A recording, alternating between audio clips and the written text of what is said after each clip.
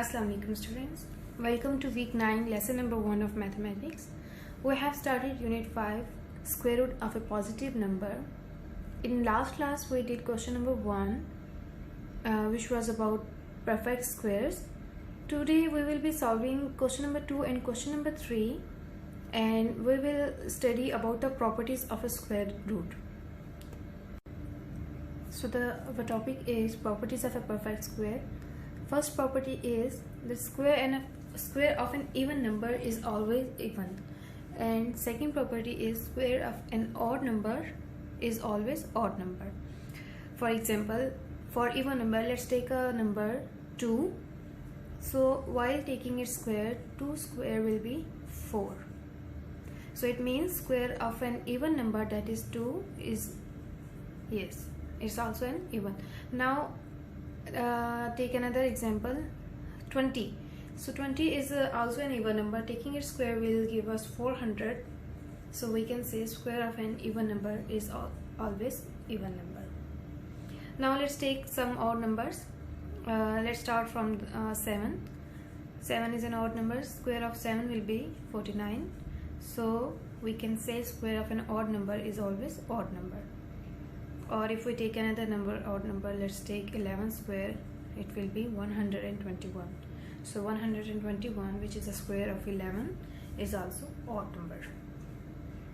Now let's do question number 2 of exercise 5a, which is about finding that if the square is even or odd without any calculations.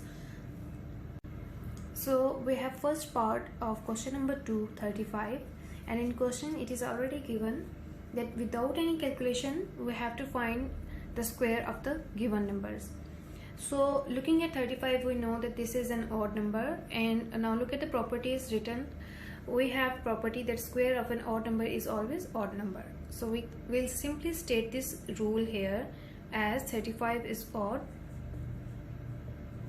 so its square will be odd number.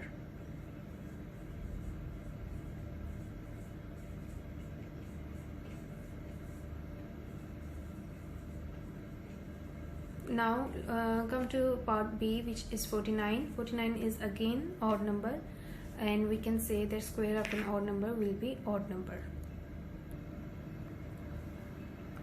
This is how we find the square of the numbers by just looking at the given numbers, that if the given numbers are even or odd, their square will also be even and odd respectively. Now we will solve question number 3, which is about the 3 properties of square related to fractions. If we have proper fraction, then its square will be less than the fraction itself. If we have a decimal number which is less than 1, then its square will also be less than the given actual decimal fraction. And if we have a decimal fraction which is greater than 1, then its square will be greater than the given number. For example, we will solve the first part, which is 1 by 2. Now looking at 1 by 2, you know this is a proper fraction. Now taking its square, 1 by 2 square will be 1 by 4. And 1 by 4 we know is less than 1 by 2. How? 1 by 2 is equal to 1 by 2 is equal to 0.5, and 1 by 4 is equal to 0.25. So it is clear that 1 by 4 is less than 1 by 2.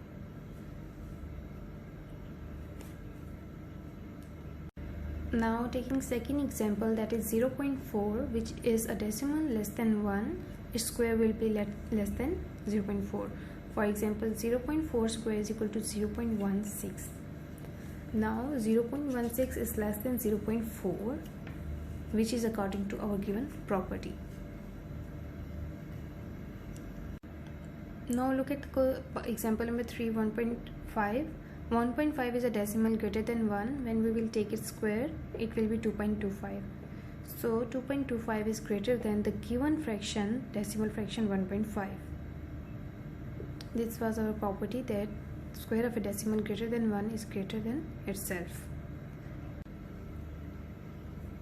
Okay, let's start question number 3 of exercise 5a. Question number 3 is without any calculation, state whether the square of the numbers will be greater than or lesser than the number itself. part A is 4 by 5. Now we don't need any calculations and taking square of the given number fraction. We will directly look at the type of fraction, that this is a proper fraction, 4 by 5, since 4 is less than 5.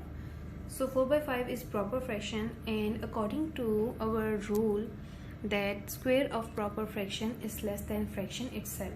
So simply we will write this rule. According to this rule, square of 4 by 5 is less than the original fraction 4 by 5.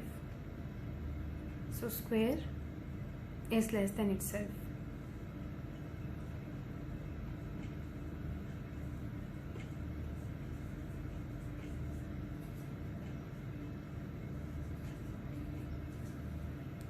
Second part of the question is 2.1.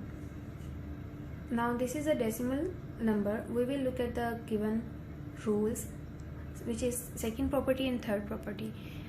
Both are about decimal, but for second one is for decimal less than 1 and third one is for decimal greater than 1. Our number is greater than 1. 2.1 is greater than 1, so its square, 2.1 square, will be greater than itself. Whole square will be greater than 2.1. So question number 3, remaining parts you will do at home from C to J part.